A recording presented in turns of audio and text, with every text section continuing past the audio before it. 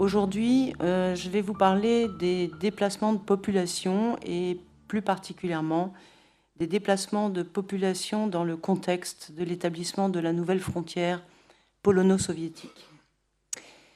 Et donc, je vais essayer de saisir ce moment, cette histoire des déplacements, avec néanmoins un long prologue pour comprendre au fond les différents enjeux historiques, territoriaux attachés à ce pan d'histoire.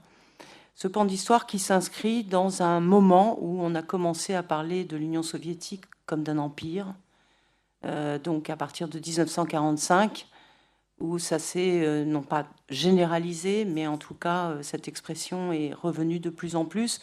Alors on peut évidemment penser que la satellisation de l'Europe centrale et orientale a joué dans cette perception de l'URSS comme d'un empire, mais aussi, beaucoup plus simplement, le fait que, effectivement, à partir de 1945, l'URSS recouvre, au fond, les frontières de l'Empire russe, et même au-delà, comme on le verra, en particulier pour le cas ukrainien.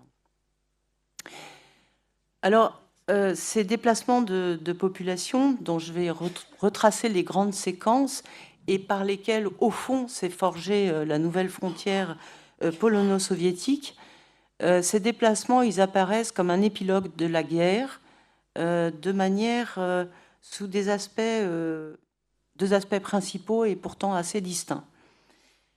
Le premier, se réfère à la question justement des déplacements de population, parce que au fond, ces transferts de minorités pour faire la frontière, qui vont se dérouler entre 1944 et 1946. Ces transferts de population, ils s'inscrivent dans un contexte beaucoup plus vaste de déplacement de population qui en fait ont touché quasiment toute l'Europe et même la France d'ailleurs, si on songe en effet aux régions d'Alsace et de Moselle. Eh bien, on a aussi une certaine histoire une partie de cette histoire de transfert de population. Et donc, bien sûr, la question sera de savoir en quoi et comment, de quelle manière, finalement, ces déplacements de population à la frontière, à la nouvelle frontière de l'Union soviétique, en quoi ils seront spécifiques, quelles seront leurs caractéristiques par rapport à cette histoire européenne des déplacements de population.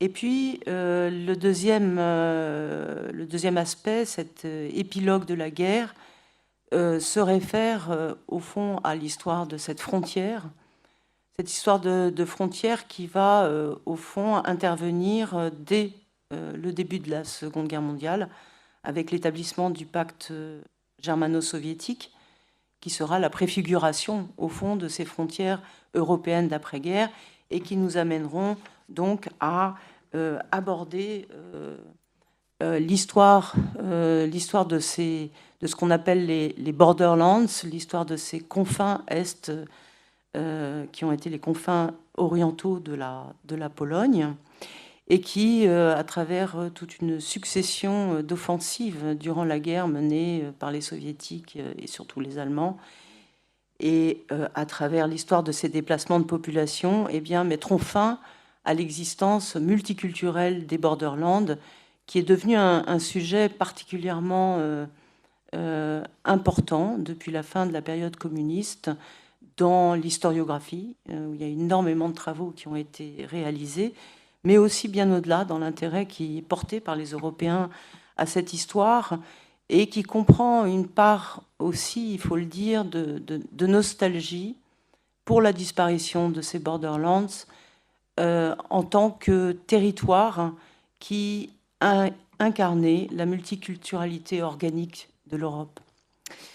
Et donc, c'est une dernière séquence de cette histoire que je vais retracer plus précisément devant vous.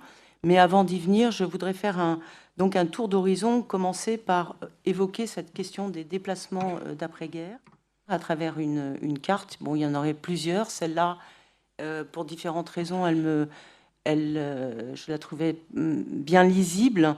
Et puis, elle aborde également certains déplacements. Enfin, donc, vous voyez, on n'arrive pas à prendre toute l'Europe tellement les territoires sont nombreux à être touchés, mais on a aussi une vision de certains territoires dont on parle plus rarement.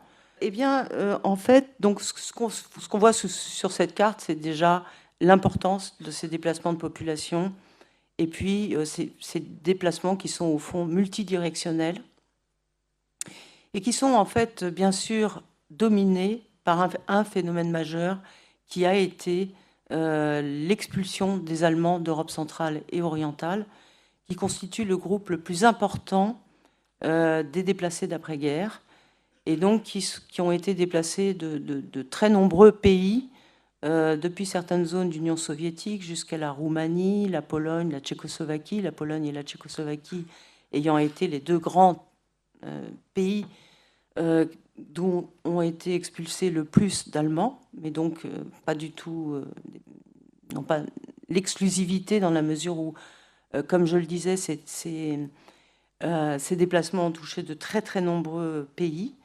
Et donc, c'est le grand phénomène majeur de la période, mais qui a aussi sa spécificité dans la mesure où en fait, c'est une décision qui a été une décision consensuelle des puissances victorieuses pour assurer la pacification durable de l'Europe et également, au fond, pour punir les Allemands des méfaits commis durant toute la Seconde Guerre mondiale.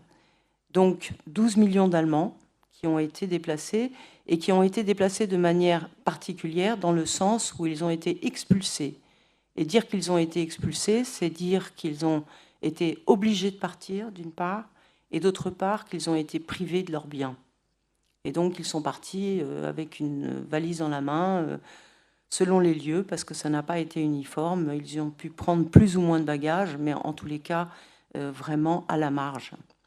Et donc, ce déplacement est quand même spécifique par rapport aux autres déplacements qui seront, eux, davantage liés à la reconfiguration des territoires. Et donc, cette reconfiguration des territoires dans lequel va s'inscrire les déplacements de population polono-soviétiques que je vais aborder devant vous. Et qui, eux, seront établis sur une base également, qui seront établis, eux, sur une base contractuelle, chacun des États s'engageant finalement à assurer l'accueil de sa minorité. Et donc, vous avez plusieurs cas de figure, et je voulais juste signaler, parce que, comme je le disais, il est très mal connu, signaler le cas des Italiens d'Istrie, donc des Italiens de ces territoires que l'Italie a annexés durant l'entre-deux-guerres et qui ont été donc qui sont devenus ensuite partie intégrante de la Yougoslavie, partagée entre la Slovénie et la Croatie, et donc qui ont occasionné le départ des Italiens, enfin d'une partie d'entre eux en tout cas. Tout ça, si je le signale, le cas des Italiens, c'est qu'on a toujours tendance à considérer que finalement ces déplacements de population ne concernent que les États d'Europe centrale et orientale et les plus excentrés, on peut dire, alors qu'en réalité, il y a des régions de l'Europe occidentale qui ont été également touchées. Et donc, si l'on considère en termes numériques, après ce phénomène dont j'ai parlé des Allemands, au fond, le deuxième groupe numériquement le plus touché, ce sont les Polonais, avec 2 millions de personnes qui ont été déplacées de ces borderlands est-européennes dans lesquels auxquels je vais arriver tout de suite maintenant, et 2 millions de Polonais, et puis un certain nombre de minorités présentes en Pologne, mais en particulier, bien sûr, et avant tout, les Ukrainiens, qui étaient très nombreux, y compris du côté de la frontière de 1945, donc non pas dans les frontières de la Pologne de l'entre-deux-guerres. Mais pour clarifier les choses, je vais donc venir à ce territoire. Alors, là, ce que je vous demanderais dans un premier temps, c'est de ne pas considérer les lignes qui figurent sur cette carte, mais plutôt le fond de carte. C'est en fait une carte de la Pologne de 1939 et qui est une carte des réseaux routiers. Et ce qui est intéressant dans cette carte, c'est qu'au fond, la densité du réseau routier, selon les régions, épouse les frontières du partage de la Pologne entre le XVIIIe siècle et la Première Guerre mondiale, entre la Prusse, que vous avez donc à l'ouest, les territoires prussiens qui, vous voyez, sont quand même très très denses, et puis d'ouest en est au sud, vous avez les territoires autrichiens qui recouvrent essentiellement la Galicie autrichienne, donc jusqu'à la Première Guerre mondiale.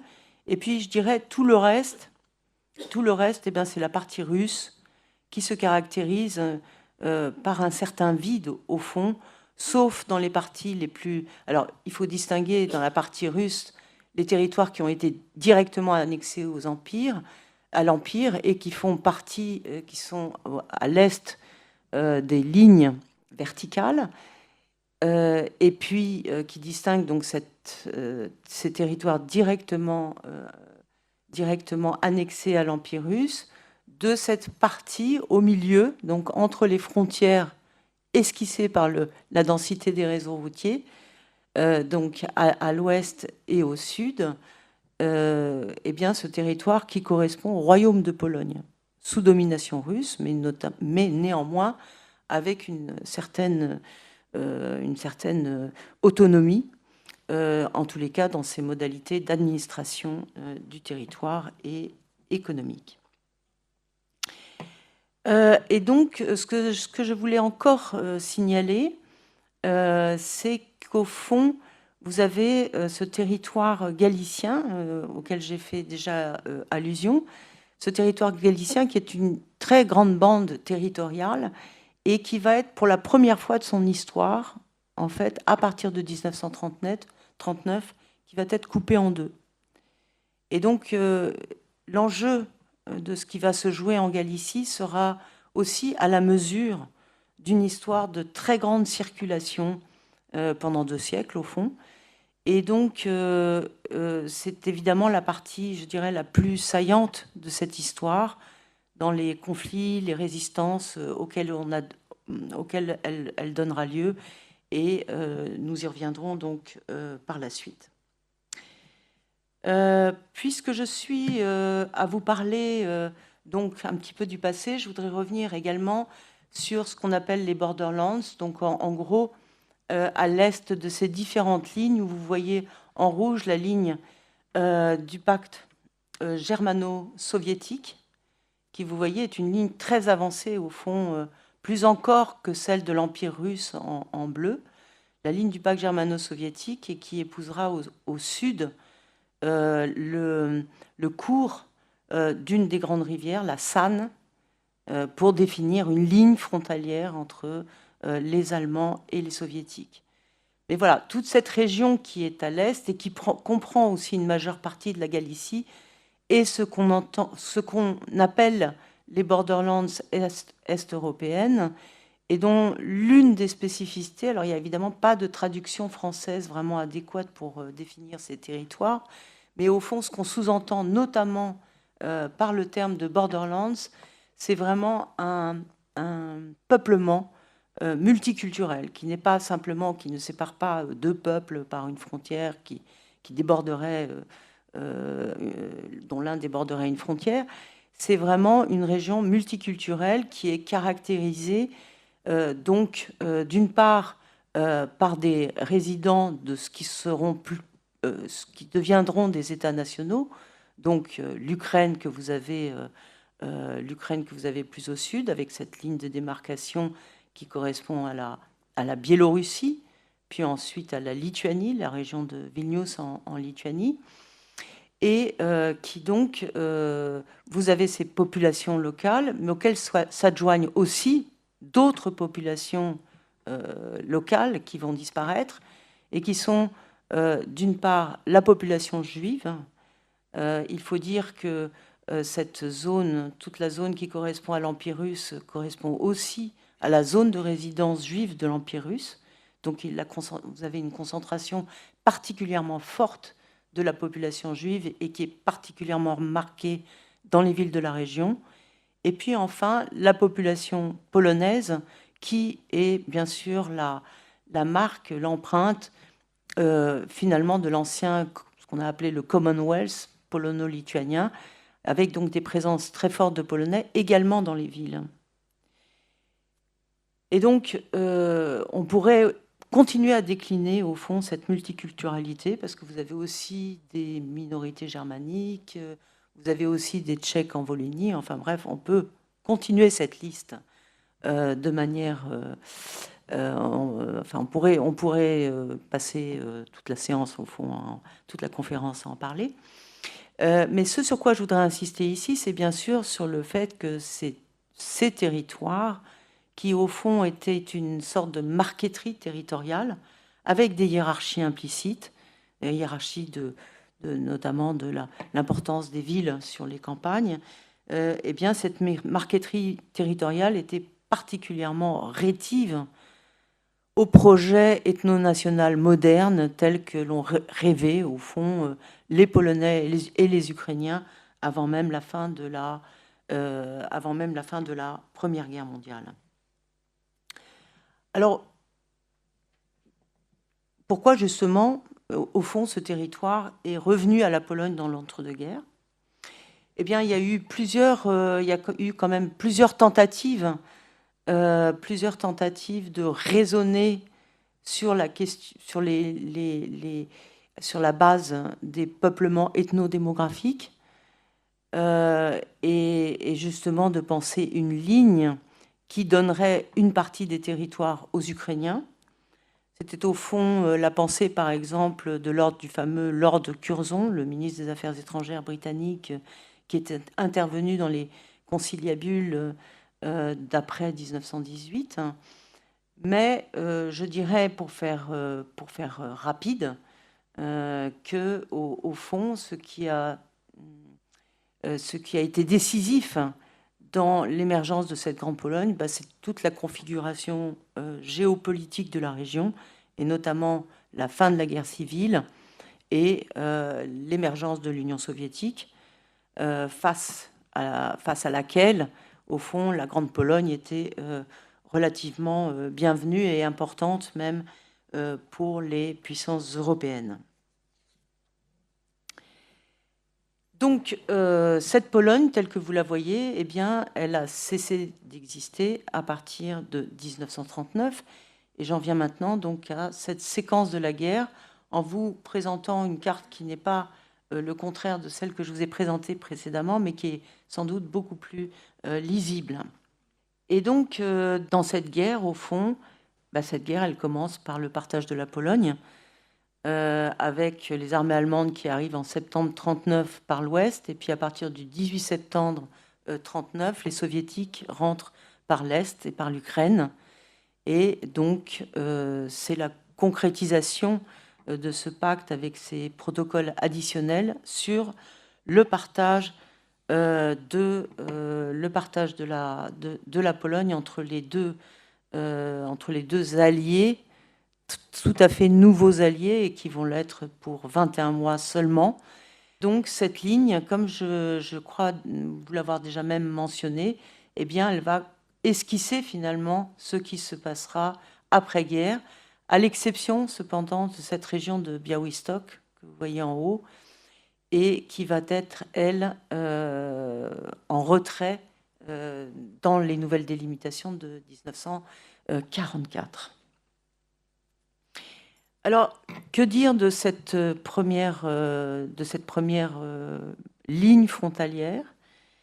Eh bien, tout d'abord, ce qui est intéressant ici, c'est de rappeler quel a été l'argumentaire stalinien pour justifier, au fond, de l'intervention de l'armée rouge par l'Est et la prise de ces territoires. L'argumentaire stalinien, qui a été un argumentaire assez classique, que l'on retrouve aussi aujourd'hui, qui a été un argumentaire de dénonciation de l'impérialisme polonais sur des territoires où les Polonais avaient été minoritaires. Et de ce point de vue-là, effectivement, il y a un raisonnement qui est tout à fait incontestable. Et donc, l'Union soviétique est intervenue, comme l'ont précisé ses dirigeants, pour procéder à la réunification des terres ukrainiennes. Alors, effectivement, dans ce moment de prise de la majorité des confins, eh bien, c'est surtout sur l'Ukraine que le discours stalinien va se concentrer dans cette période et même, je dirais, par la suite. Donc l'idée de la réunification des terres ukrainiennes, et contrairement donc aux régions de l'Ouest qui ont été sous occupation, bien qu'une partie d'entre elles ait été annexée, la partie la plus occidentale, eh bien, du côté soviétique, on assiste à une première soviétisation des territoires, c'est-à-dire une annexion avec la mise en place de toute une administration qui va remplacer l'administration polonaise. Alors, si je veux dire quelques mots de ce moment, c'est qu'au fond, ce dont je vais vous parler par la suite, cette histoire des déplacements que je vais analyser à l'échelle de l'Ukraine et de la Pologne, et je m'en expliquerai, pourquoi pas plus au nord, à l'échelle de l'Ukraine et de la Pologne, eh bien, cette histoire de déplacement, elle s'inscrit dans une fin de guerre durant laquelle les uns et les autres n'auront pas vécu la même histoire. Parce que si l'on regarde les territoires qui sont donc à l'ouest de cette ligne, sous occupation allemande, eh bien, c'est une population qui aura passé toute la guerre sous occupation allemande. Alors, avec ces dimensions, c'est énormément de tensions, de conflits, et puis surtout l'histoire de l'Holocauste. Donc, ils vont rester toute la guerre sous occupation allemande, tandis qu'à l'est de cette ligne, eh bien, en fait, il va y avoir plusieurs séquences dans la guerre. Il va y avoir une première séquence qui est celle de la soviétisation, qui va durer donc 21 mois, puis ensuite l'invasion allemande, puis ensuite, à partir de 1944, le retour des soviétiques. Donc évidemment, ces expériences tout à fait différentes vont avoir aussi un rôle important dans la façon dont les minorités vont réagir au projet de transfert de population à la fin de la guerre. Donc, ce que je voulais également préciser à propos de cette première soviétisation, c'est que compte tenu, on le comprend, cela découle aussi du discours de légitimation stalinien sur ces territoires, c'est-à-dire qu'à travers la dénonciation de l'impérialisme polonais, eh bien, finalement, les premiers stigmatisés vont être les anciens maîtres des lieux, ou en tout cas ceux qui les représentent, c'est-à-dire les Polonais, et cela va se traduire de différentes manières. J'évoquerai ici essentiellement les grandes déportations de l'année 40 qui vont les toucher à raison de 400 000 personnes. On pourrait évidemment aussi citer Katyn, c'est-à-dire la décimation des cadres de l'armée polonaise qui s'étaient réfugiés dans cette région en fuyant l'armée allemande et dont 14 000 officiers vont être exécutés en mars 1940. Enfin, cette première soviétisation, elle est quand même très marquée par ces répressions polonaises. Et puis, il faut également mentionner des répressions qui vont concerner les Juifs, et essentiellement des réfugiés juifs venus de Pologne centrale, qui, pour la majorité, ont refusé de prendre le passeport soviétique, et donc on fait partie également de ces vagues de déportation qui ont précédé l'invasion Barbarossa. Alors, ensuite, vous avez donc cette deuxième séquence à partir de juin 1941, avec le grand début de l'invasion allemande vers l'Est, et qui va coïncider aussi avec le déclenchement de l'Holocauste à grande échelle dans cette région, où, comme je vous l'ai dit, enfin, on parle souvent de l'Holocauste à l'Est, mais l'Holocauste, c'est vraiment avant tout dans ces régions de Borderlands. Alors, je Je passe sur la guerre qui n'est pas exactement dans le sujet, ou du moins, s'il fallait en parler, cela nous conduirait trop loin, pour envisager ce qui se passe à partir de 1944, c'est-à-dire à partir du moment où l'armée soviétique revient à la frontière du pacte germano-soviétique de 1939, donc et qui va s'installer dans la région de Lublin jusqu'en février 1945. Et donc, on a à ce moment-là une situation qui est particulièrement complexe, parce que durant cet été 1944, alors que les soviétiques arrivent dans la région, est également, on peut dire, parachuté un comité de leaders polonais qui s'étaient réfugiés en URSS pendant toute la guerre, hein, et qui va, en écho, on peut dire, à la formule gaullienne, constituer le premier comité de libération nationale, le fameux PKUWN, qui va s'installer à Lublin et qui va être le principal interlocuteur des soviétiques dans toute cette période qui précède la formation d'un gouvernement en Pologne.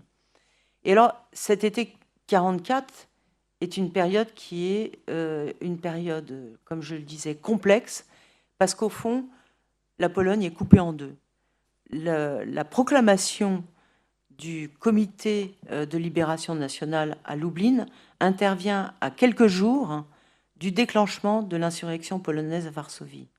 Et donc vous avez d'un côté l'arrivée des soviétiques et déjà l'impératif de mettre en place le nouvel ordre d'après-guerre, c'est-à-dire l'établissement de ces nouvelles frontières, et d'autre part le reste du pays, le reste de la Pologne, qui est non seulement loin d'être libéré, mais qui justement fait face à un affrontement particulièrement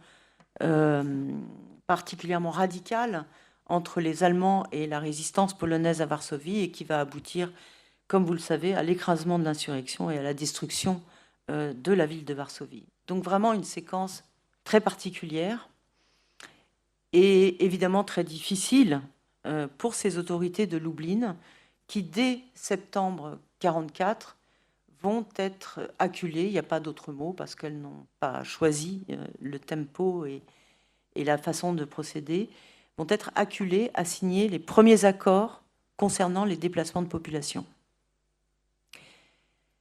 Alors, ces accords, ils sont signés entre le comité de Lublin et les différentes républiques soviétiques qui sont concernées, c'est-à-dire, d'une part, l'Ukraine soviétique, la Biélorussie et la Lituanie. Mais ce qu'il faut dire, c'est que derrière, il y a bien sûr Moscou, mais néanmoins, cette dimension républicaine des accords souligne un fait qui va être très particulier dans l'histoire soviétique, c'est-à-dire que ces déplacements de population vont essentiellement être gérés à l'échelle des républiques et non pas par le pouvoir central moscovite, comme ça a été le cas, par exemple, dans la période entre 1939 et 1941. Et c'est important de le rappeler pour une première raison, qui est que ces déplacements de population vont finalement se dérouler sous des scénarios très différents en Lituanie, en Biélorussie et en Ukraine.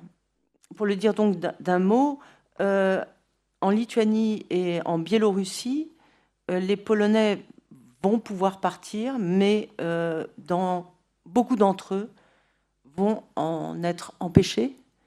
Si je prends le cas de la Lituanie, qui est particulièrement saillant, au fond, il y a 250 000 Polonais qui vont partir et 250 000 qui vont rester sous le prétexte que, au fond, ils ne seraient que des Lituaniens polonisés. Et ça renvoie évidemment à des très vieilles querelles entre Polonais et Lituaniens, et donc qui vont rester, d'une certaine façon, captifs en Lituanie, malgré leur désir finalement de partir. En Biélorussie, la situation est encore plus compliquée. Vous savez que c'est une république qui a particulièrement souffert de la guerre, qui a été particulièrement désorganisée et avec des régions entières qui ont été détruites. Donc cette difficulté pour les Polonais à partir, elle tient aussi à une désorganisation plus générale de la situation dans cette République. Et puis vous avez le cas de l'Ukraine. Et le cas de l'Ukraine, au contraire, c'est la région dans laquelle on assistera au plus grand départ. Selon les estimations, entre 800 000 et 1,2 million de Polonais auraient quitté cette région. Et puis c'est une région qui est aussi, enfin toute cette zone, ces régions frontalières à la hauteur des frontières entre l'Ukraine et la Pologne, est aussi spécifique par l'importance des Ukrainiens qui vont quitter les territoires du côté polonais. Et finalement, c'est le seul cas dans cette région et dans l'histoire des déplacements de population en Europe après la fin de la Seconde Guerre mondiale, à la fin de la Seconde Guerre mondiale, c'est le seul cas où on retrouve vraiment la figure de l'échange de population. Et l'échange de population, on a évidemment en tête ce précédent gréco-turc des années 22-23. Et donc c'est la seule figure vraiment, effectivement, d'un échange de population dans des proportions qui sont d'ailleurs assez similaires à celles qui ont prévalu dans ce précédent gréco-turc. Et donc, maintenant, je viens donc à ce gros sujet sur les déplacements polono-ukrainiens. Et évidemment, ce sont les plus importants parce qu'il y a une question de nombre de personnes qui sont engagées, y compris donc du côté polonais avec l'importance de cette minorité qu'on peut estimer à environ 700 000 personnes. Et donc, la première chose, s'il s'agit de revenir sur la caractéristique des échanges polono-soviétiques, ou plutôt polono-ukrainiens, la première caractéristique, c'est la précocité de ces déplacements de population, car la majorité des autres, et même ceux qui vont avoir lieu en Lituanie, seront plus tardifs. C'est vraiment avec l'Ukraine que dès l'automne 1944 se mettent en place ces déplacements de population. Et ils vont apparaître très rapidement comme un impératif, même si les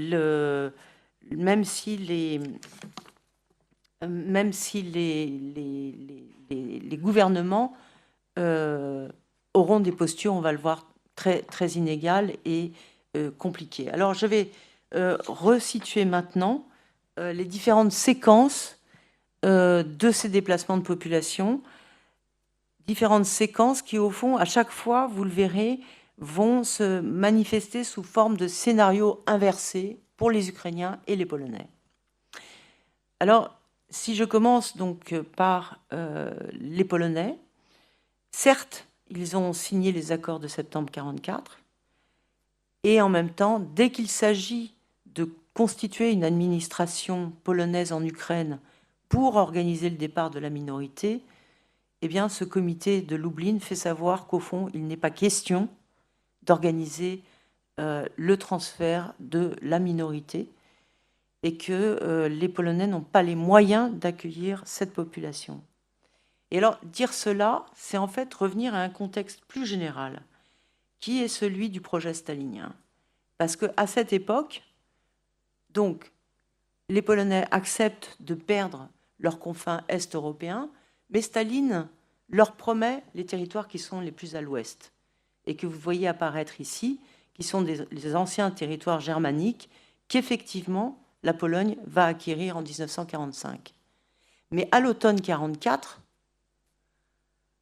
alors que la Pologne est encore en majorité sous occupation allemande, l'idée que ces Polonais qui vont être déplacés de l'Est vont être installés à l'Ouest est évidemment une configuration qui apparaît pour le moins incertaine et en tout cas extrêmement lointaine.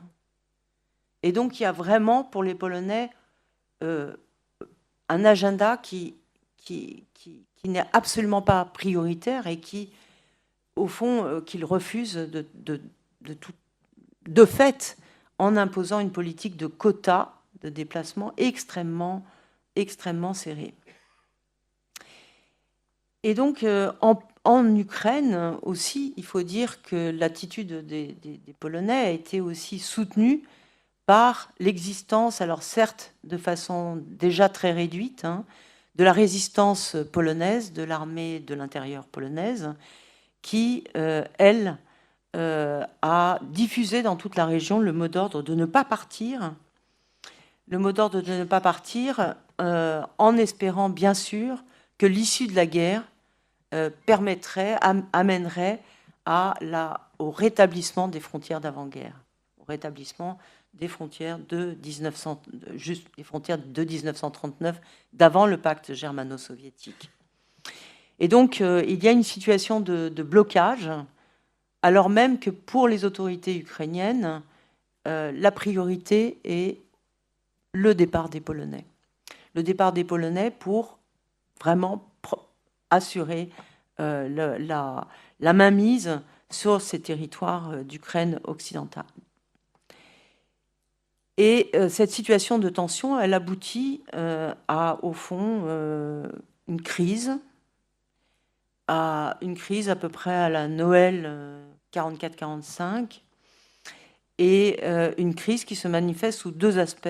D'une part, l'arrestation d'une partie de l'appareil administratif polonais qui était déjà quand même présent en Ukraine occidentale, et d'autre part, des répressions, en particulier dans les grandes villes d'Ukraine occidentale peuplées par les Polonais, notamment à Lviv, où on aura un déploiement de forces policières soviétiques particulièrement impressionnant, puisqu'au fond, il sera égal au nombre de personnes arrêtées. Donc on va mobiliser 800 membres du NKVD et pour finalement entraîner l'arrestation de 800 personnes.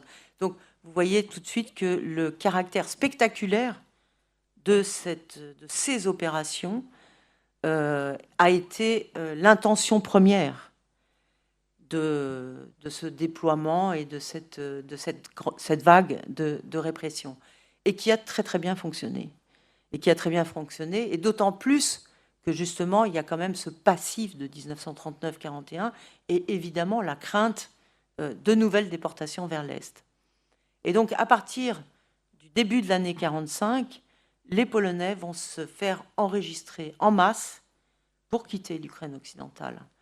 Il y aura des moments plus ou moins, il y aura encore d'autres péripéties, mais s'il s'agit de dresser à grands traits ces séquences, c'est à partir de ce moment-là que les Polonais vont se faire enregistrer, mais ne pourront pas, de fait, partir avant le printemps 45 pour des raisons sur lesquelles je reviendrai. Mais maintenant, je voudrais aborder l'autre côté de la frontière.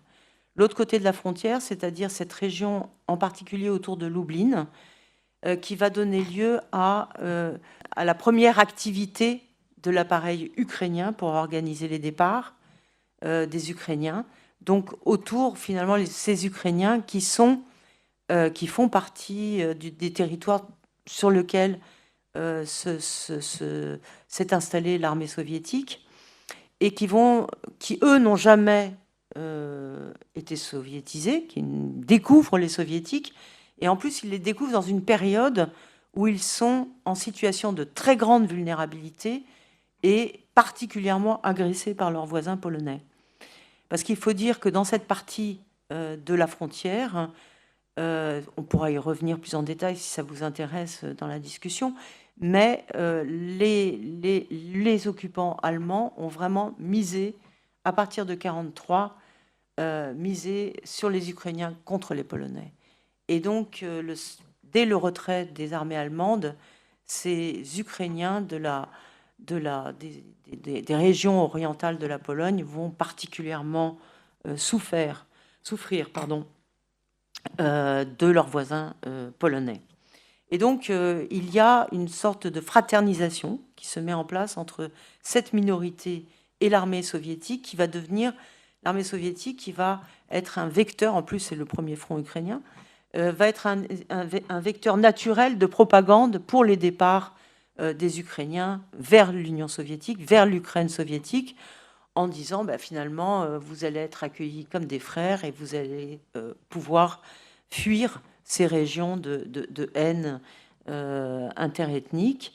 Et effectivement, dans un premier temps, on assiste à ce que j'ai appelé une première vague d'enthousiastes pour partir vers l'Ukraine soviétique, et ceci dans la même période,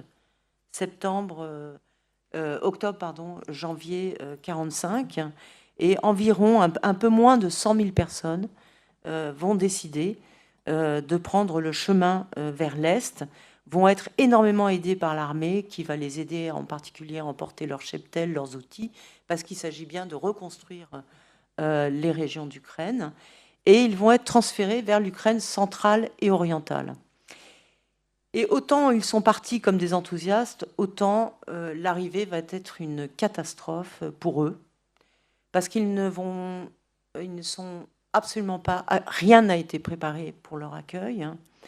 Ils arrivent dans des régions qui ont été particulièrement ravagées par la guerre, et ils arrivent aussi dans des régions qui non seulement ont été collectivisées comme toutes les régions d'Ukraine soviétique, mais dans des régions qui ont aussi connu la grande famine de 32-33. Et donc, dès leur arrivée, ils vont être considérés comme des Polacs et comme des Koulaks. Et donc, cette confrontation entre les locaux et ces déplacés va être donc un fiasco total.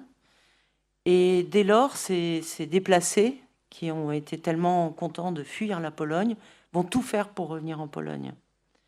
Et à partir du printemps 45, un certain nombre vont y arriver et vont être par ailleurs un vecteur de propagande anti-déplacement infiniment plus persuasif, infiniment plus fort que même la propagande qui va être déployée par la résistance ukrainienne dans les territoires orientaux de la Pologne. Donc, cette première séquence, elle s'achève en février 1945. Elle s'achève pour une raison très simple, c'est que l'armée quitte les régions orientales de la Pologne, Lublin, et c'est le début de la grande offensive vers Berlin, et qui a une conséquence directe, immédiate, qui est la mobilisation de tous les transports ferroviaires. Donc il n'y a plus de moyens pour poursuivre ce qu'on appelle toujours les évacuations des Polonais et des Ukrainiens. Donc de fait, tout s'arrête. Et la différence qui se manifestera entre les autorités polonaises en Ukraine et les autorités ukrainiennes en Pologne chargées de déplacer leurs minorités, c'est qu'en Ukraine, eh bien, on arrête tout. Alors qu'en Pologne, l'appareil administratif ukrainien dit il faut rester sur cette mobilisation, sinon les gens ne vont plus croire au départ, ne vont plus sentir cet impératif du départ, et donc on continue les actions d'évacuation. Alors qu'est-ce que ça veut dire continuer les actions d'évacuation? Eh bien, cela consiste à emmener les gens vers les gares, et il faut quand même avoir à l'esprit que la majorité de la population ukrainienne de ces régions est une population rurale. Et donc, il faut, pour lui permettre d'être évacué, eh bien, prendre aussi les animaux, le foin, les outils, etc. Et donc, ce sont des convois de charrettes et qui peuvent être à partir de villages qui peuvent être situés très loin, en fait, des gares, de plusieurs dizaines de kilomètres des gares. Donc, une fois qu'on a déplacé l'ensemble de ces foyers, il est très compliqué de les faire revenir chez eux. Et puis, donc, on continue à déplacer pour montrer que l'action continue, tout en sachant qu'en fait, ces gens-là ne pourront pas être transférés en Ukraine. Et c'est un moment qui est particulièrement dur, et ça, c'est vraiment, si vous voulez, la marque soviétique d'une manière de procéder, qui consiste, au fond, à être dans cette politique des faits accomplis, c'est-à-dire il faut le faire en dépit d'une réalité qui nous dit le contraire de ce qui se passe, pour maintenir l'objectif. Et donc, cette période du printemps, de l'hiver et jusqu'au printemps 45, va être une période où on voit effectivement partout de l'errance vraiment très importante de tous ces villageois qui ont été déplacés, qui stationnent au bord d'une gare, qui sont aussi une population vraiment particulièrement vulnérable, parce que c'est une population qui est ciblée par des tas de bandes qui passent. Alors, c'est soit des déserteurs, soit des nationalistes ukrainiens qui sont contre l'évacuation et qui vont donc les attaquer eux aussi. Et cette situation va évidemment aussi avoir un impact fort sur la suite, sur ce qui va se passer après la fin de la guerre et la reprise des déplacements de population. Alors j'en arrive à cette troisième séquence qui commence vers mai-juin 1945 et qui est marquée effectivement par du côté pour les Polonais, qui est marqué par ce que on pourrait appeler le début du grand déménagement de l'Est vers l'Ouest. Alors évidemment, dans des situations qui resteront très difficiles, avec beaucoup d'obstacles, logistiques, bureaucratiques, tout ne va pas être simple, mais c'est quand même à partir de mai 1945 que s'enclenche cette grande dynamique des départs. Et cette dynamique, elle va se poursuivre jusqu'à la fin des évacuations, jusqu'au printemps, jusqu'à l'été 1946, où on considérera que 90% de la population polonaise a quitté les territoires d'Ukraine occidentale. Et évidemment, cette dynamique, elle est beaucoup portée par la perspective de l'Ouest, qui enfin est devenue concrète avec la conquête des territoires occidentaux, des régions qui, même si elles ont fait l'objet d'affrontements, sont réputées avoir été peu détruites par la guerre et qui sont évidemment perçues comme des régions très riches par rapport à l'Est. Et donc, ajouter à cela la propagande développée par le gouvernement de Varsovie qui va promettre justement de créer dans ces nouveaux territoires, de poloniser ces nouveaux territoires, donc de donner une mission, au fond, à ces populations, de poloniser ces territoires et, au fond, de constituer une société pionnière. Et tout ce discours et cette réputation des territoires de l'Ouest vont jouer un rôle très décisif pour le départ de ces minorités, tandis que, évidemment, la soviétisation confirmée des territoires apparaît, elle, comme un élément d'autant plus dissuasif. La situation est radicalement opposée pour les Ukrainiens de Pologne, et ça, vous l'avez sans doute vu venir de par ce que je vous ai dit précédemment, mais disons que la résistance, elle va beaucoup se concentrer dans les régions galiciennes, ces régions pour lesquelles, finalement, il n'y avait jamais eu de contact entre les Ukrainiens et les Russes ou les Soviétiques. Vous avez vraiment des populations très étrangères l'une à l'autre, et où évidemment va se concentrer, donc pour cette raison-là, notamment des résistances. On peut ajouter également une position géostratégique qui va jouer, la proximité des frontières notamment avec la Slovaquie, et qui va permettre aux résistants nationalistes ukrainiens d'avoir une stratégie de repli dans les moments difficiles, et ils vont eux-mêmes être très actifs dans ces régions. Et finalement, donc, à partir de l'automne 1945, l'impératif du départ, pour eux, il est d'autant plus fort qu'on rentre dans une nouvelle phase de l'histoire, c'est-à-dire, après la guerre, le grand rapatriement des soviétiques d'Europe centrale et orientale, plus de 5 millions de travailleurs forcés et de prisonniers de guerre qui vont être rapatriés vers l'Union soviétique. Et à partir donc dans cette nouvelle obsession soviétique du rapatriement, eh bien, les Ukrainiens de Pologne vont être inclus dans cette nécessité, dans cet impératif. Alors il y a une pression soviétique qui est augmentée, mais il y a aussi un nouvel acteur qui intervient, ce sont les Polonais. Parce que jusqu'alors, ils avaient totalement laissé faire, et finalement, ils considéraient que bon, le destin des Ukrainiens, c'était l'affaire de l'appareil administratif ukrainien qui avait décidé de les transférer. Mais en fait, il y a une nouvelle dynamique qui se met en place aussi avec la fin de la guerre, c'est l'expulsion des Allemands à l'ouest. c'est l'expulsion des Allemands à l'ouest, en très, très grand nombre, et au fond, la perspective très concrète de réalisation d'un État ethno-national. Et je pense vraiment que cette dynamique à l'ouest d'expulsion des Allemands, elle a aussi joué sur l'est et sur l'ensemble sur cette nouvelle politique frontalière, également vis-à-vis de l'Ukraine, et ce d'autant que, comme je vous l'ai dit, la résistance ukrainienne reste très forte.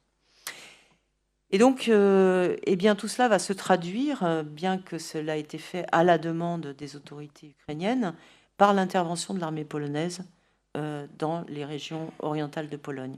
À plusieurs reprises, à l'hiver et au printemps 46. Alors, au printemps 46, on sait déjà que Staline veut de toute façon refermer la frontière à l'été 46, et que donc, il y a une sorte de précipitation, et qu'à ce moment-là, évidemment, les pressions sont d'autant plus accrues pour le départ des Ukrainiens de Pologne.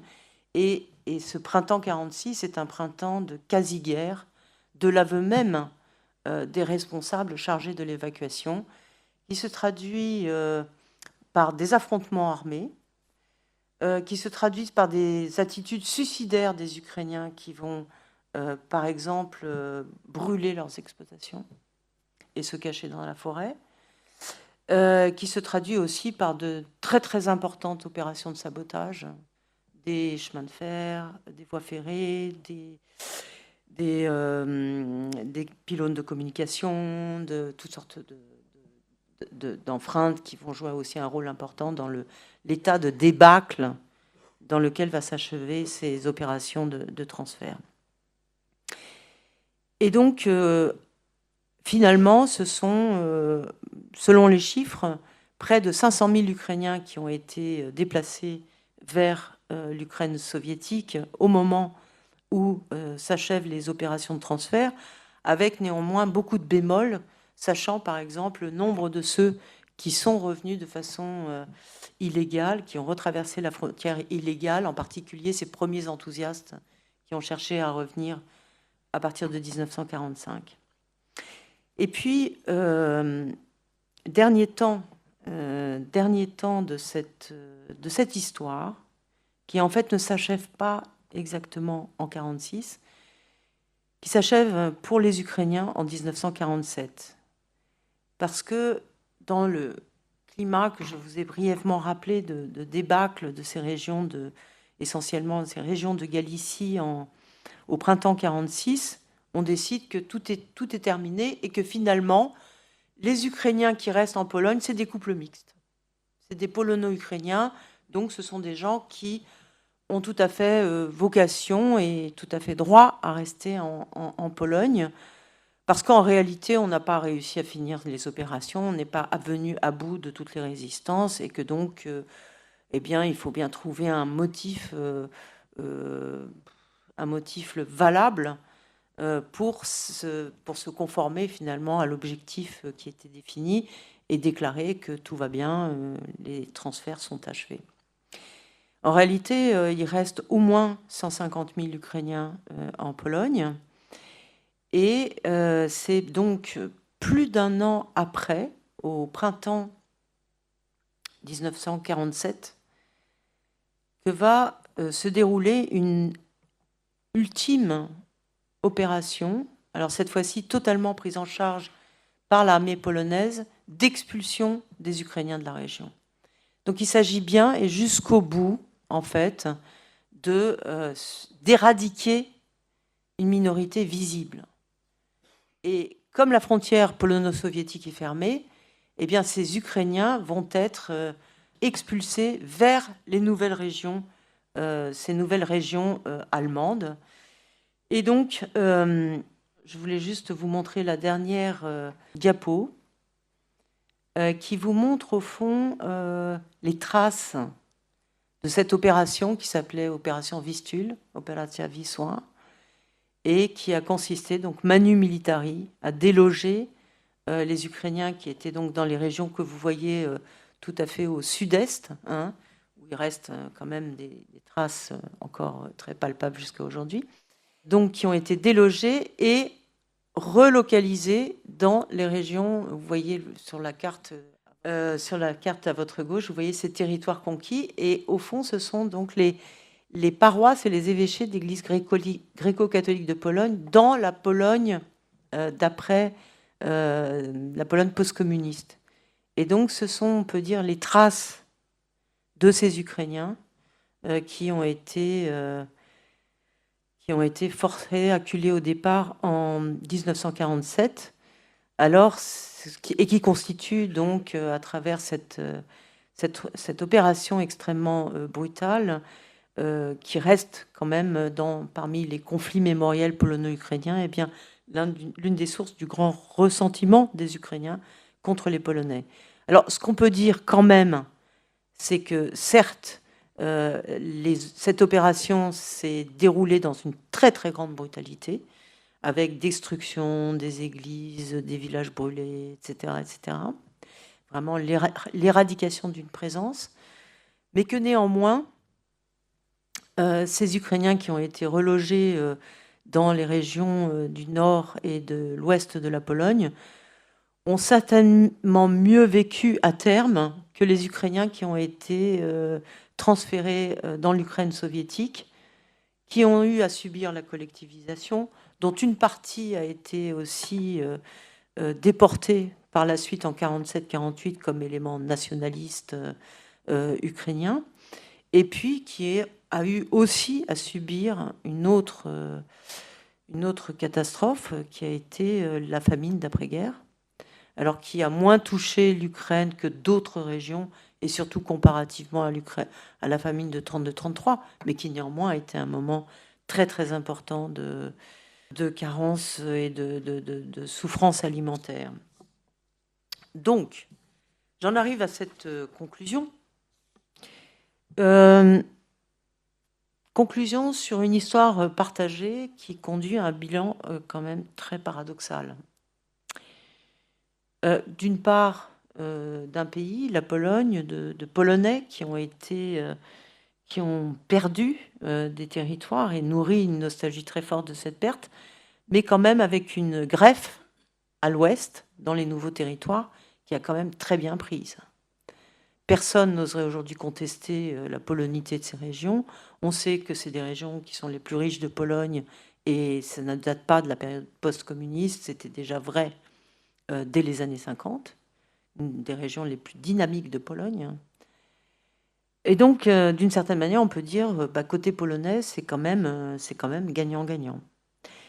Et du côté des Ukrainiens, alors qu'on a justement la création finalement de la grande Ukraine qui était revendiquée par les nationalistes ukrainiens depuis la Première Guerre mondiale. Donc la création de cette grande Ukraine, a été réalisée, si l'on considère le déplacement de ces Ukrainiens de Pologne, à travers de très très grandes souffrances. Et aussi, pour eux, ces Ukrainiens de Pologne, ils apparaissent quand même comme des grands perdants. Comme des grands perdants parce qu'ils ont perdu leurs exploitations, ils sont obligés d'être dans des fermes coopératives. Il faut dire que beaucoup d'entre eux vont se diriger vers les villes. Et d'une certaine façon, ces déplacements de population, ils peuvent aussi être vus comme une grande histoire d'exode rural après 1945. Donc voilà, ce qu'on dit, on peut dire vraiment un échange de population totalement boiteux. Et puis, ce sur quoi je voudrais insister aussi, c'est quand même sur les acteurs de ces transferts, cet univers désormais des camarades polonais et ukrainiens soviétiques, et où on voit très bien quand même la disparité de leur comportement par rapport à leur minorité. Parce que dans le cas des Polonais, il y a vraiment, par exemple, j'ai insisté sur cette résistance des premiers mois, mais parce que les Polonais disaient, mais ça ne peut être qu'une catastrophe humaine que d'organiser ces déplacements vers les régions orientales de Pologne où on n'a rien à manger, où l'armée capte toutes les ressources, et donc il est proprement impossible de les accueillir. Alors que les Ukrainiens soviétiques, eh bien, comme je l'ai simplement illustré à travers quelques moments, ont toujours été quand même dans l'ignorance de ce que l'humain a à subir. Et donc c'est là où il y a une véritable dimension, je dirais, criminogène quand même dans tous les cas, dans certains moments de ces déplacements de population d'Ukrainiens qui est quand même très manifeste et qui donc singularise quand même les pratiques soviétiques par rapport à celles de leurs homologues polonais. Tout ça pour dire que, évidemment, la création d'une frontière, elle a un coût qui est plus ou moins élevé et qui a été donc très important, même si inégal, au bilan de cette histoire. Et aussi, si l'on songe finalement à cette question des transferts de population, avec des changements de territoire, on est aussi face à cette situation paradoxale, parce que la plupart des changements territoriaux, ils interviennent à l'issue d'une guerre. Ils n'interviennent pas pacifiquement. Donc dans des situations qui sont particulièrement chaotiques, dans des configurations territoriales qui sont particulièrement désorganisées. Or, si on veut assurer, comme l'ont prétendu les Alliés en 1945, assurer des déplacements de population de manière humaine et organisée, eh bien la première chose qu'il faut assurer, c'est la protection, parce que les gens partent avec leurs biens et ils sont très exposés à la prédation, et assurer une relocalisation, assurer évidemment qu'à l'arrivée, quelque chose est prêt pour eux, de manière à limiter, on peut dire, le coût humain, l'épreuve humaine de ce moment de transplantation.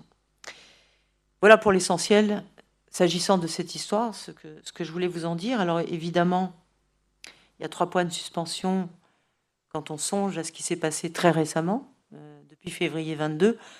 Moi, je dois vous dire que la vision de ces masses de réfugiés ukrainiens à partir de la fin février 2022, se massant aux frontières de la Pologne, cette vision tout à coup d'une sorte d'inversion de l'histoire où les Ukrainiens reviennent en Pologne, ça met quand même aussi, ça participe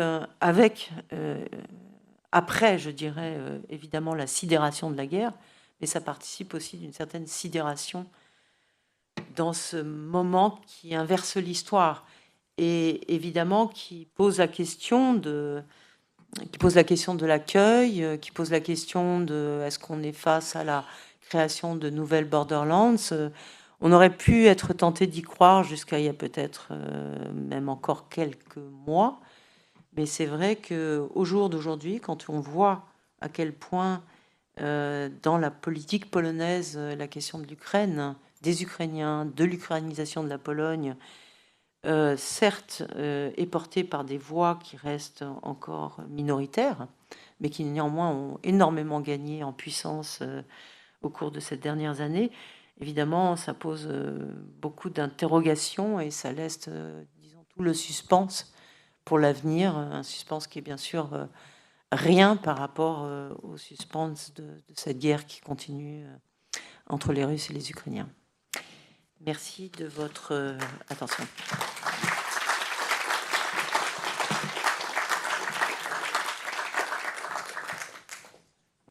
Oui, merci pour cet exposé très très intéressant. J'aurais des dizaines de questions à vous poser, mais bon, à un moment vous avez dit en Pologne, les Allemands, les nazis avaient misé sur les Ukrainiens contre les Polonais. Est-ce que vous pourriez être un peu plus explicite sur qu'est-ce qu'il y avait derrière cette mise? Deuxièmement, je voulais savoir, les populations allemandes en Pologne, est-ce que c'était davantage des populations qui étaient installées de manière multiséculaire dans ces régions, ou est-ce que c'était aussi, ou dans quelle proportion, des colons nazis, puisque l'Allemagne nazie a utilisé les territoires de l'Est, et notamment la Pologne, comme des territoires de conquête pour l'espace vital du peuple allemand, etc. Et enfin, je voulais savoir si les différences ethniques, hein, de toutes ces populations dans cette région recouvraient des différences de classe. Voilà. Merci pour ces questions qui sont chacune des grosses questions. Alors, comment les Allemands ont misé sur les Ukrainiens contre les Polonais. Alors, dans les territoires orientaux de la Pologne, en fait, ce qui s'est passé juste après l'achèvement des grandes opérations de décimation de la population juive à partir de la fin de 1942, les Allemands ont commencé à mettre en place ce qu'ils ont appelé le Generalplan Ost, qui était un plan de colonisation allemande dans les territoires orientaux autour, alors je ne sais pas s'il y a une des cartes qui le montre, autour de la région de Zamość, qui est à peu près à 70 km au sud de Lublin, et qui était la première expérimentation, avec l'idée bien sûr qu'ensuite on allait s'étendre, et il y a eu plusieurs points de mise en œuvre du Generalplan Ost, aussi en Ukraine occidentale par exemple. Mais là, donc, cette région était la région point de départ d'expérimentation de cette colonisation allemande. Alors, comment elle a été conçue ?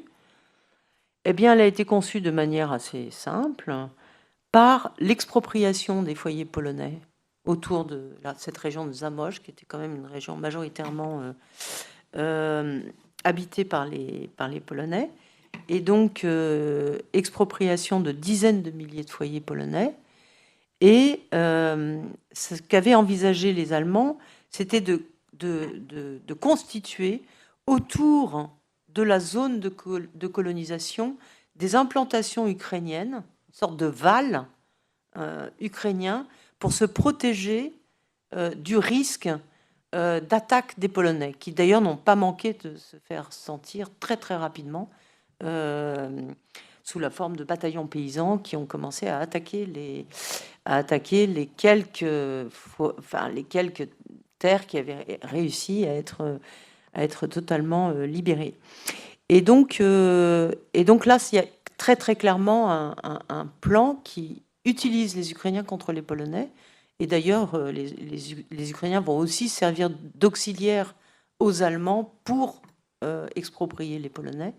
Et donc là, il y a un contentieux qui est très très fort.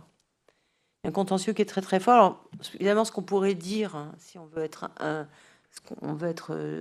aller jusqu'au bout de cette question de 43, qui est un moment quand même très très qui est vraiment l'année anti-polonaise, c'est que dans les régions d'Ukraine occidentale et en particulier en Volhynie, c'est aussi le moment, à partir du début de l'année 43, de la grande offensive de l'armée insurrectionnelle ukrainienne, Lupa, contre les villageois polonais de Volhynie. Et on se demande dans quelle mesure, justement, l'un n'a pas été le signal de l'autre, et en particulier si cette opération du Generalplan Ost, elle n'a pas galvanisé, d'une certaine manière, ce qui s'est passé de l'autre côté de la frontière. Donc, c'est à cela que je me réfère principalement, et comme ça correspond justement un peu à la dernière séquence de la guerre du côté en ce qui concerne les Allemands, eh bien évidemment, dès qu'ils sont partis, il y a eu cette offensive polonaise contre eux. Enfin, je n'aime pas dire polonais, ukrainien, il faudrait utiliser aussi les termes de toutes ces résistances, mais voilà. Alors, qui étaient les Allemands en Pologne ? Alors, il y a plein de configurations différentes. Quand j'ai parlé de l'expulsion des Allemands, j'ai parlé avant tout de l'expulsion des Allemands en relation avec ces territoires conquis. Donc, finalement, vider des anciens territoires allemands, les Allemands qui s'y trouvaient. Mais évidemment, il y a des Allemands dans bien d'autres lieux en Pologne. Et il y a aussi des populations qui ont été assimilées aux Allemands dans les modalités d'enregistrement par l'occupant des populations polonaises. Par exemple, autour de la région de Toruń, il y a une espèce de grande propagande qui a été faite pour dire « mais non, mais finalement, vous êtes allemand, d'ailleurs, écoutez, vous êtes quasiment sur la frontière de la Prusse, et tout le monde sait que finalement, vous êtes allemand ». pour essayer justement de s'allier des populations à l'intérieur du territoire polonais qui n'avaient plus aucun gouvernement. Donc il y a eu en fait une sorte, enfin je suis trop rapide, il faudrait rentrer vraiment beaucoup plus dans des nuances et dans des détails, mais malgré tout une tentative de germaniser une certaine partie de la population polonaise. Donc il y a ça aussi qui a joué, et puis enfin, vous avez raison, il y a aussi le phénomène des colons, et parmi ceux-ci, on peut citer notamment les Allemands des pays baltes, c'est-à-dire de Lettonie et d'Estonie principalement, qui constituaient cette présence germanique, balte, historique, de très longue date, et qui ont été, à travers des accords avec les pays baltes, puis avec l'Union soviétique entre 1939 et 1941, qui ont été transférés en Allemagne et ensuite utilisés pour l'occupation du territoire polonais. Donc il y a toutes ces configurations existent. Alors, votre dernière question, est-ce que les différences ethniques, elles correspondent aussi à des différences de classe? Je crois, oui. Alors, pas de façon systématique. Hein. Par exemple, si on considère la population rurale, il y avait des ruraux paysans polonais pas riches, comme il y avait des ruraux paysans ukrainiens pas riches. Mais tendanciellement, oui, je dirais qu'il y a eu quand même des hiérarchies. Et d'ailleurs, finalement, toutes ces haines interethniques, elles ont aussi un passif très fort, du côté ukrainien, d'avoir toujours été considérées comme des subalternes, et à juste titre. Durant toute l'entre-deux-guerres, les Ukrainiens ont été considérés comme des subalternes, et ils étaient 5 millions dans la Deuxième République de Pologne, et néanmoins, ils étaient quand même des citoyens de deuxième catégorie. Est-ce qu'on peut dire que les autorités soviétiques ont réalisé finalement le rêve de Bandera et de l'armée insurrectionnelle polonaise, à savoir la Galicie, la Volhynie sans polonais, et également du côté polonais, le rêve de Dmowski, c'est-à-dire sans minorité ukrainienne, ou en tout cas totalement assimilée? Oui, on peut le dire, sauf qu'il y a quand même un petit bémol, c'est les soviétiques d'un côté et un régime communiste polonais affilié à Moscou de l'autre. Et donc le bénéfice, je suis pas sûre qu'il était immédiatement perceptible, en fait. Mais c'est vrai que, oui, mais en même temps, enfin, je veux dire, je l'ai fait bien sûr très très rapidement, mais quand même, ce territoire, il n'a pas cessé d'être l'objet je dis offensive, de massacres durant toute la guerre. Et c'est effectivement à l'issue, et finalement, quand il reste plus que les Polonais, les Ukrainiens, oui, on finit par y arriver, quoi. Mais c'est quand même un épilogue de la guerre. J'ai deux questions. D'abord, dans ce monde rural, enfin essentiellement rural que tu décris, cette distinction polonais et ukrainien, elle était tellement évidente, parce que j'imagine que les langues étaient... Bon, il y avait la religion sans doute, mais est-ce que c'était tellement évident de dire tel paysan est polonais, tel paysan est ukrainien? Ça, c'est un peu ça, et comment ça se jouait? Et la seconde question, bon, tu as bien noté qu'effectivement, c'était une partie de la zone de résidence, donc il y avait des populations juives rurales très présentes et qui ont été exterminées. Comment se passe la réappropriation des biens ruraux, justement, dans ces échanges de population? J'imagine que ça libère énormément de terres, de maisons, etc. Et donc, est-ce que c'est pris en compte explicitement dans ces processus? Et ce que tu évoquais sur le gouvernement à Lublin, est-ce qu'ils se disent finalement il y a de la place, enfin voilà, et sans aucune réflexion sur à qui sont ces biens Bon, alors la première question sur les modalités de reconnaissance, les milieux ruraux, oui, ils se reconnaissent. Et c'est d'ailleurs la première chose qu'ils disent, hein. Parce qu'en fait, au tout début, sur ces procédures justement d'enregistrement, au début, ça commence beaucoup dans les zones rurales. Et dans les zones rurales, c'est les gens à l'oral qui disent. Et il n'y a même pas l'obligation, en fait, de présenter des documents pour dire « je suis polonais ». C'est vraiment... Et ils se désignent tous les uns les autres. Et finalement, non, il y a une mémoire, il y a quand même des traits qui font qu'il y a une grande distinction, alors qui est peut-être plus ou moins forte selon les lieux. Là, on parle quand même d'une région très, très, très importante. Donc il y a bien sûr certainement beaucoup de nuances. Les régions gréco-catholiques, les régions orthodoxes, c'est pas du tout les mêmes choses. Il y a aussi des régions d'Ukraine occidentale où les Polonais étaient gréco-catholiques. Et d'ailleurs, ils ont été empêchés de partir à un moment donné parce qu'on disait mais ils sont gréco-catholiques, donc ils sont ukrainiens. Donc il y a pu avoir effectivement des configurations où les différences n'étaient pas si fortes que ça. Mais quand même, ce qui apparaît dès le début, et ça se voit dans tous les rapports, c'est qu'ils se nomment du doigt. Les Ukrainiens, ils sont là, les Polonais là. Ils savent, en fait. Ils savent très bien. Et d'autant plus qu'il y a quand même ce moment de haine qui est très, très fort. Alors, sur la question de la réappropriation des biens des ruraux, alors ça, c'est quand même une question qui s'est passée de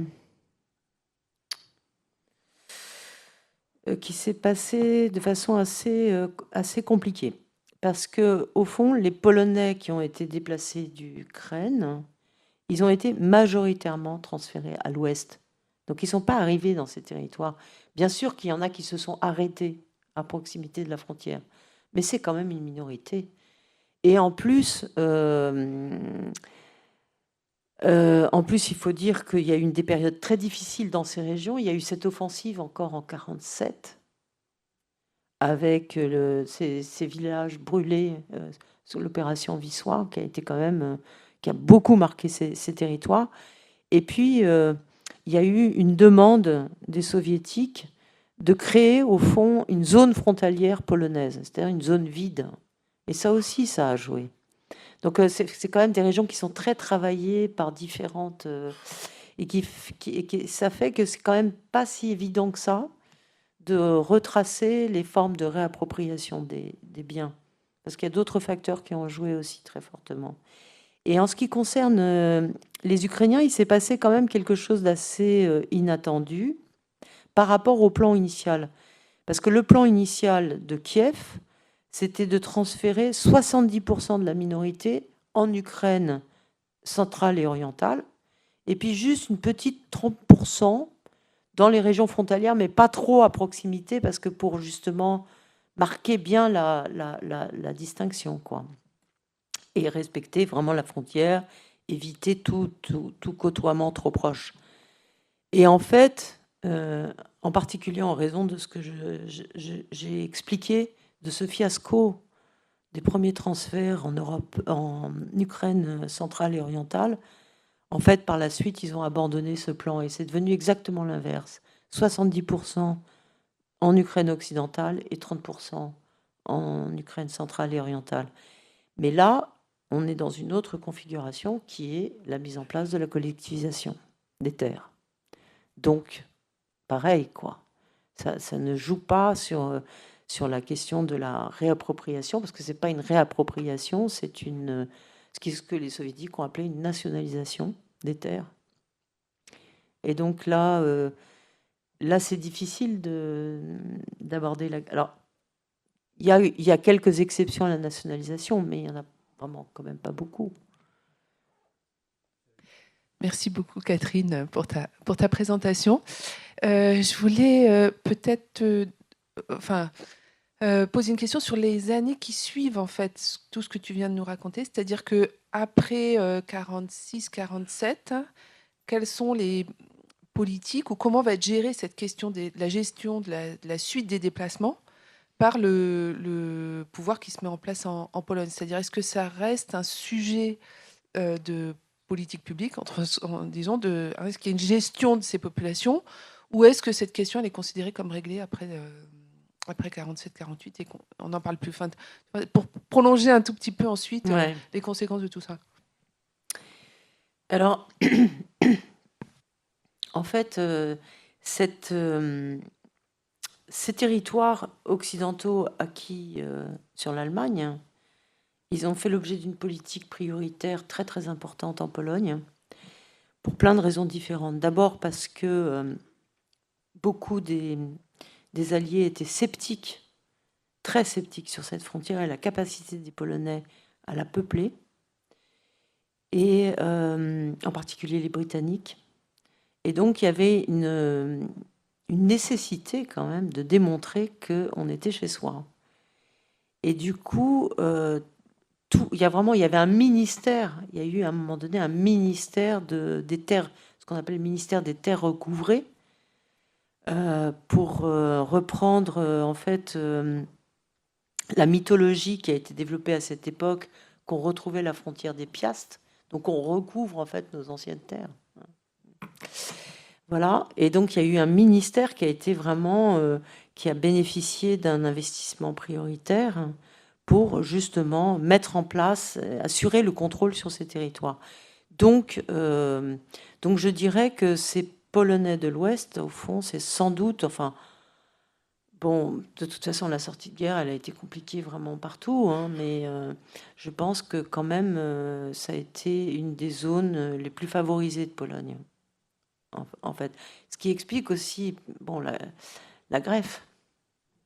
C'est sûr que ça a pu jouer de façon importante, même si ces Polonais de l'Est, quand ils sont arrivés dans les territoires recouvrés, ils ont dû aussi composer avec des gens qui venaient de Pologne centrale, des gens même qui ont quitté Varsovie détruite et qui tentaient leur chance à l'ouest. Enfin, il y a eu quand même un moment Far West, quoi, en Pologne, très Far West. Et puis encore, ce qui est quand même fascinant, c'est dans cette fin de guerre, c'est cette mythologie de l'Ouest, quoi. L'Ouest, c'est forcément plus prometteur que l'Est, quoi. L'Est, c'est dissuasif, l'Ouest, c'est prometteur, et on le voit on le voit très très bien chez les Ukrainiens de Pologne. C'est-à-dire qu'à un moment donné, c'est non, nous, s'il faut aller quelque part, on va vers l'Ouest, mais on va pas vers l'Est, quoi.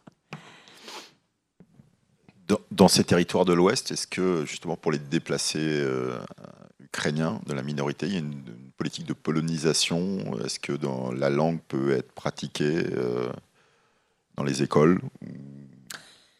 Alors, il y a eu deux temps. Et en fait, dans la période de sortie de guerre, les Ukrainiens, mais aussi les Juifs, par exemple, qui étaient quand même en nombre important dans les territoires de l'Ouest, qui sont arrivés en nombre important, ont bénéficié de la possibilité d'avoir des écoles en langue ukrainienne. Et cette politique, elle s'est quand même beaucoup effacée au pic de la stalinisation. Dans les années 49-50, c'est déjà des années très difficiles. Et donc, il y a eu un premier temps, on peut dire, à partir de la stalinisation de la Pologne, il y a eu un temps vraiment d'effacement, de silence. Et ensuite, avec la déstalinisation, à partir de 56, alors là, il y a quand même une respiration qui intervient, et même la possibilité pour certains des Ukrainiens de retourner dans les régions orientales. Mais alors, ce qui va être le grand scandale, c'est que ceux qui peuvent retourner, sont obligés de racheter leur maison. Et ça, c'était vraiment, même jusqu'à aujourd'hui, quand on parle avec des descendants même de ces retournants, disons,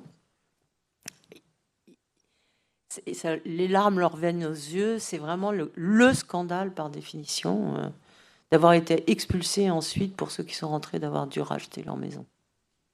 C'est que au moment c'est que depuis, on peut dire, vraiment la fin de la période communiste, qu'on assiste à des expressions, alors plutôt de l'autochtonie, de ceux qui sont considérés comme ukrainiens, mais qui se définissent plutôt comme la minorité Lemko, dans les territoires du sud-est, des Carpates, et qui ont retrouvé une certaine popularité, on peut dire. Je voulais poser une question par rapport aux réfugiés qui sont arrivés fin février 2022. Est-ce que vous avez une idée si d'anciens Ukrainiens qui ont fui, enfin qui sont d'abord partis en Ukraine, reviennent en Pologne aussi et veulent y rester, descendants de ceux qui ont été chassés de la Pologne. Est-ce qu'on a une idée ou pas?